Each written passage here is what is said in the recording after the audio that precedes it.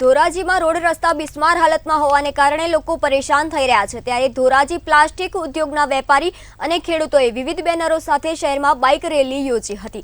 Road રસ્તા અતિ બિસ્મારના કારણે તંત્રને જગાડવા માટે પ્રાંત અધિકારીને આવેદનપત્ર પણ આપ્યું હતું। છેલ્લા ઘણા સમય રસ્તા ભંગાર હોવાના કારણે વેપારીઓ તેમજ ખેડૂતોને મુશ્કેલીનો ભોગવી પડી રહી છે। આગામી સમયમાં રસ્તાની યોગ્ય કાર્યવાહી નહીં કરવામાં આવે તો પ્લાસ્ટિક ઉદ્યોગના વેપારી દ્વારા ધોરાજી બંધ અને જલ્લદ આંદોલનની ચીમકી ઉચ્ચારી હતી। ધોરાજીને જોડતા તમામ રોડ રસ્તા બાબતે ડેપ્યુટી કલેક્ટર શ્રીને એક આવેદન પત્ર આપેલું છે।